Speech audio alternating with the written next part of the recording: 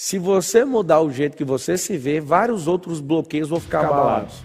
A primeira coisa que você tem que entender é sobre a consciência. Você tem que entender sobre os bloqueios. É que você pode ter toda a instrução do mundo, se tiver um bloqueio, você não prospera. É o seguinte, o que é essa parada de bloqueio? Que é uma coisa que você tem que resolver.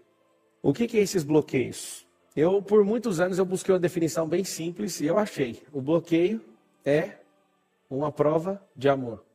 Pablo, que prova de amor que é essa? É seu cérebro não querendo que você se submeta a alguma coisa que foi bem pesado para você, que foi vexatório, que foi uma situação bem triste para você.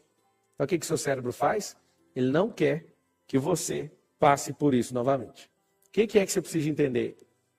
Aquilo que na sua vida você não consegue crescer, o que vai acontecer? Você vai ficar paralisado, travado. Quando você sabe os seus bloqueios, fica mais fácil. Quando você não sabe, é a pior coisa que existe. Quando você não sabe o que é a origem disso, né? Quando alguém sabe o bloqueio, talvez essa pessoa não saiba onde começou. Mas anota assim, todo bloqueio tem um começo. Por que todo bloqueio tem um começo? Porque esses bloqueios emocionais, eles precisam ter um começo. Pablo, onde começa um bloqueio emocional? Te conto. O bloqueio emocional começa na barriga. Por que tem que ter muito cuidado com a criança quando está na barriga da mãe, o bebê? Porque ele está lá sendo atacado emocionalmente. Qual emoção? As emoções da própria mãe. Ele não só pega os nutrientes, mas como ele pega também as emoções. Então eu quero que você entenda o seguinte, esses bloqueios eles começam onde? No útero. Se for alguma coisa de maldição hereditária, você vai escrever essa palavra, essas duas maldição hereditária, ela precisa ser quebrada também, ela vem geneticamente. Aí alguém fala, você acredita nisso? Eu não acredito, eu vou lá e anulo. Mas isso é bíblico, isso é real. Aí alguém fala, o que eu tenho que fazer? Tem que anular. Eu não sei se você sabe, mas todas as coisas que você faz na vida, vai ter uma lei do retorno. Se os seus pais fazem algo, tem uma lei do retorno. Aí alguém fala, meu Deus, o que está acontecendo? De todas as formas, Jesus tem uma resposta. Quando alguém fala, por que essa criança está assim? Ele responde assim, qualquer problema que você tem é para manifestar a glória de Deus, é para um filho manifestar a glória dele e resolver isso. Então eu quero que você entenda o seguinte, esse lance da maldição hereditária tem cunho espiritual e baixa, de fato, na sua parte genética, parte genótipo, né? Tem o genótipo e tem o fenótipo.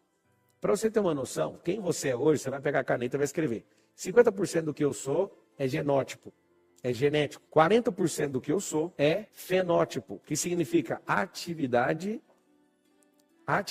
que eu me proponho a fazer. São atividades que eu escolho na minha vida praticar. Por exemplo, desenvolver uma capacidade, uma habilidade. 10%, essas atividades são atividades intencionais. 10% são o quê? 10% significa circunstâncias. Então vamos desenhar quem é você. Você é o 50, anota aí todo mundo. 50 vezes 40 vezes 10. Quem sou eu? A sua fórmula matemática significa 50 vezes 40 vezes 10. Algumas pessoas acham que essa soma, isso aí seria uma soma. 50 mais 40 mais 10. Não é. Qual é a base de quem você é? Sua parte genética. Qual que é a segunda parte estrutural? A genética é a base. Então fica por debaixo da terra. O que é que vem por cima, a parte estrutural?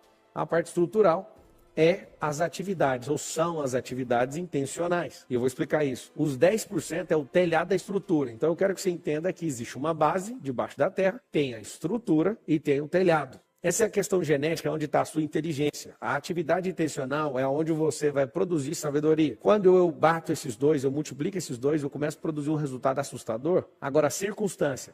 Tempo de bonança é circunstância. Tempo de crise é circunstância. Como que nós ficamos nesses tempos? A cada tempo tem algo poderoso a ser feito. Eu sei que os ignorantes não gostam quando eu falo isso, mas essa é uma realidade. Todas as coisas que acontecem no mundo natural, acontecem também no mundo da alma, que é o mundo da energia, e no mundo espiritual, que é um mundo metafísico. Eu sei que algumas pessoas odeiam esse tipo de assunto, mas, por exemplo, tem DST tanto no corpo, tem DST na alma e tem DST no espírito.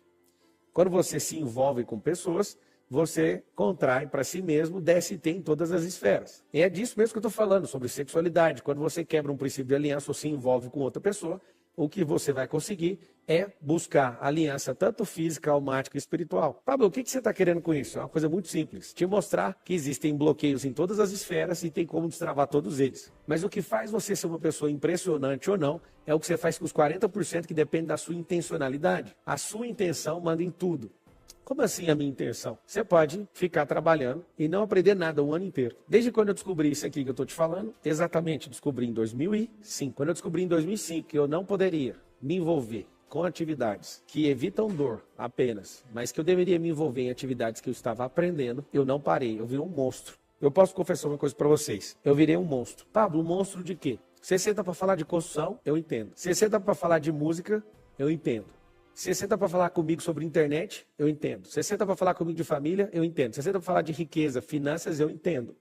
Você senta para falar comigo sobre empresas, eu entendo. Você senta para falar sobre negócios, sobre imagem, sobre bloqueio emocional, sobre Bíblia. Você senta para falar comigo sobre essas coisas, você vai dar risada. Se você sentar comigo para ouvir sobre network, você vai dar risada. Pablo, você está querendo mostrar que é bom para nós? Não, só Deus é bom. Eu sou um monstrinho aqui na Terra. Por quê? Porque esses 40% da minha atividade intencional, eu dediquei 100% intencional para aprender. Por que eu aprendi? Para não depender. Só que todo o meu processo de atividade intencional, eu percebi que os bloqueios me paravam.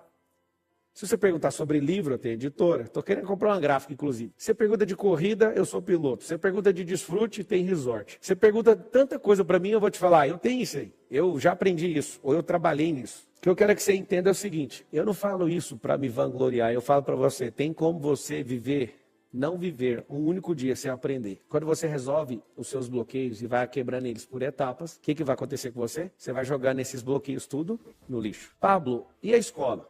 Eu confesso para você que de tudo que deu resultado para mim, a escola inteira, do primário, ao pré, a primeira, a segunda, a terceira, a quarta, a quinta, a sexta série, a sétima série, a oitava, a nona série, não sei se tinha nona na minha época, acho que não. Oitava eu ia para o primeiro ano, primeiro, segundo, terceiro ano, né, que foi o ensino médio. Meus 5 anos de faculdade de Direito, eu posso asseverar uma coisa para você. Todo o período que eu fui escolarizado, talvez represente 1 ou 2% de tudo que eu virei. O que eu quero que você entenda é o seguinte, que se você não for intencional na sua vida, a parte mais poderosa da multiplicação não vai acontecer. E você vai achar que você é igual aos seus pais. Deixa eu te falar.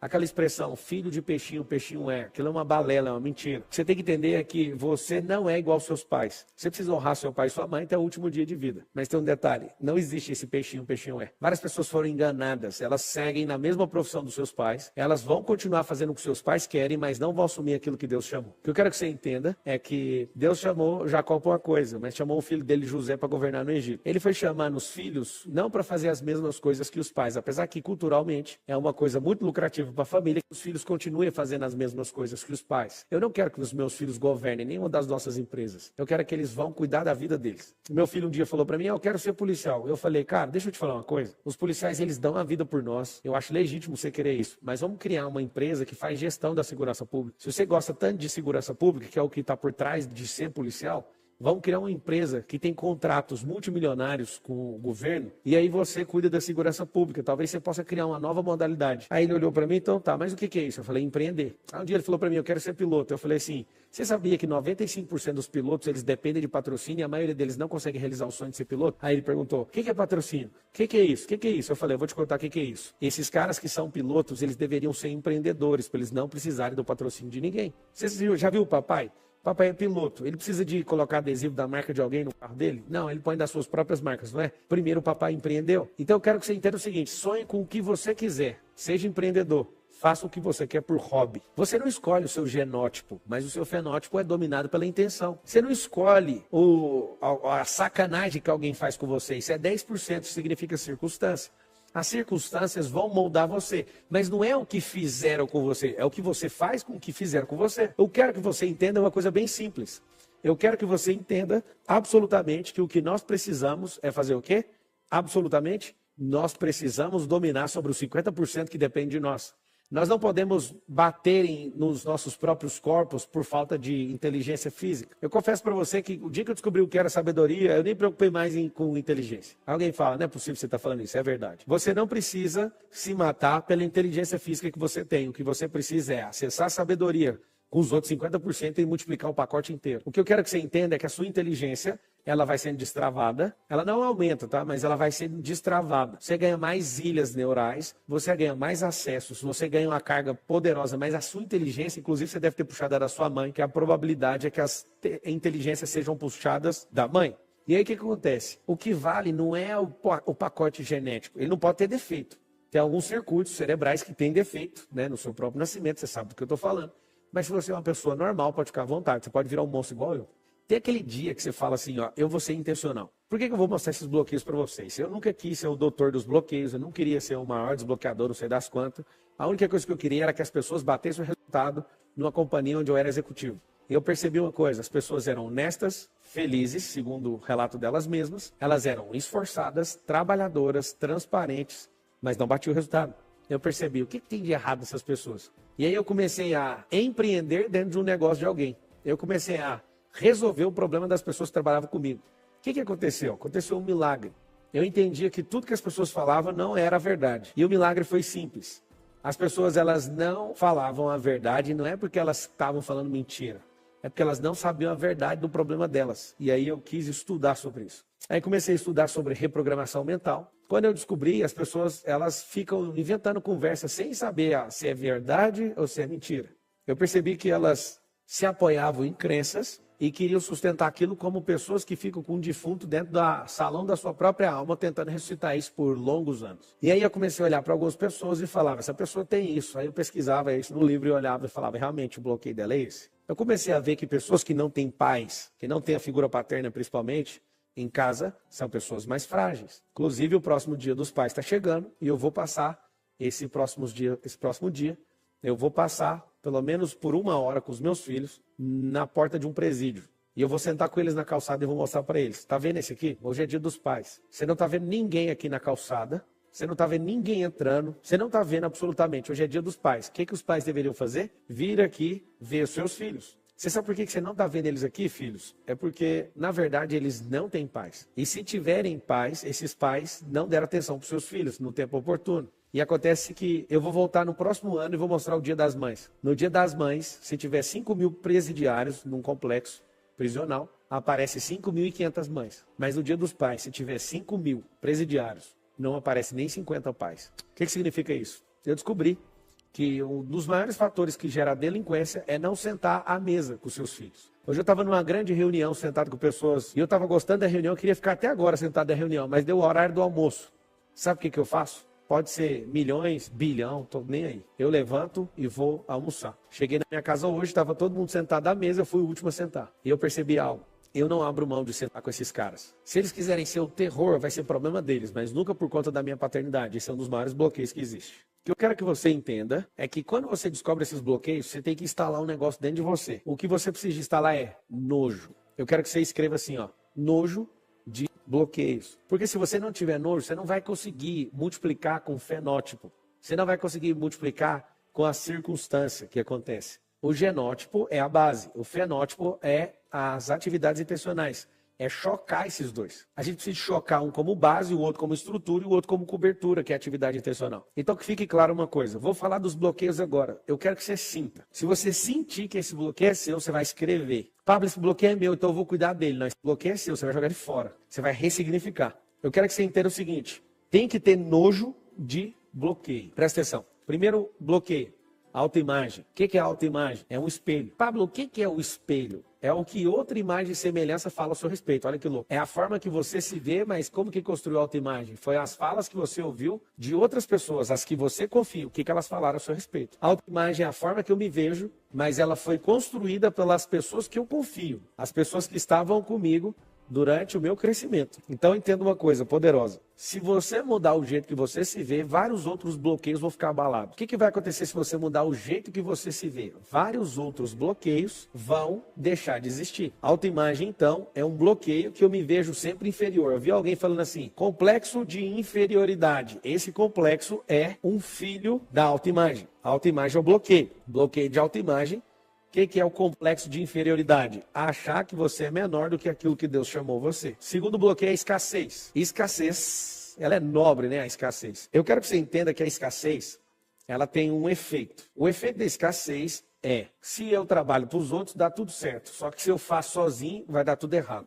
Eu tenho dinheiro, mas morro de medo de acabar com o dinheiro. Estou endividado, eu fico com medo de fazer mais dívida. Estou normal, vou ficar ruim. A escassez é um negócio corrosivo. Pensa num ácido bem corrosivo que as pessoas, elas usam, aplicam em algum lugar e começa a corroer completamente. A escassez, ela vai te deixar maluco. Por quê? Porque ela nunca te deixa em paz. E assim como os bloqueios, tem 3 pessoas que eu quero falar agora. Da inteligência artificial, que é uma pessoa digital. Eu quero falar dos bloqueios, que parece uma pessoa autônoma dentro da sua cabeça. E eu quero falar da terceira, que é você. Das 3, uma não prospera, 2 prospera. Quais são elas? A inteligência artificial, ela tem um aprendizado autônomo, ela prospera. Se até a inteligência artificial prospera, imagina quem que governa sobre todas as coisas. Por que não prospera? Bloqueio emocional, prospera. Uma coisa é quando você ganha um bloqueio quando você é criança. Quando você está com 40 anos, virou um Frankenstein gigantesco, virou um Golias dentro da sua cabeça. E eu ouso falar que é um Golias, que você é um Davi, você vai com simplicidade derrubar esse Golias. Então presta atenção. Se esse é o Golias, precisa de derrubar ele.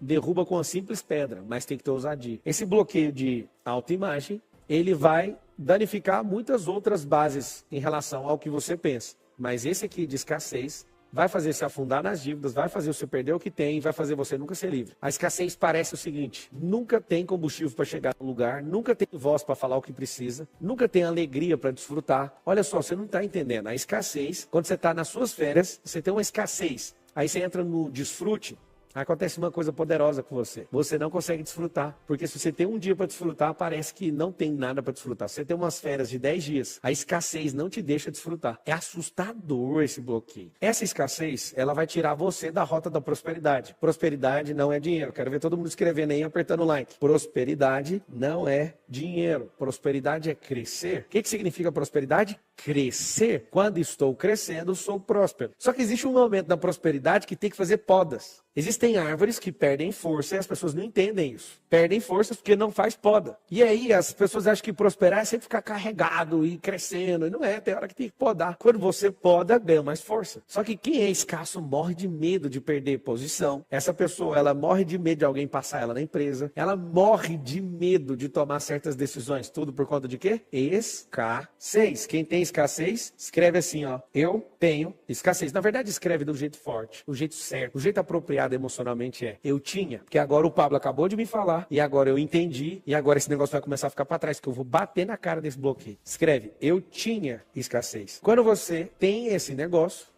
você reforça o padrão. Então não fale eu tenho, você vai falar eu tinha. O que vai acontecer? Você não consegue passar no posto de gasolina sem olhar o preço. Você olha todos os preços de todos os postos. Pablo, mas eu tinha que olhar para colocar no lugar mais barato. Não, você tem que concentrar sua energia na geração de receita e não em despesa. Você tem que concentrar sua pressão inteira em custo e não em despesa. Despesa você tem que ter uma coisa que chama despesa zero. Você tem que baixar ela inteira. Tudo que não te dá retorno tem que ser zerado.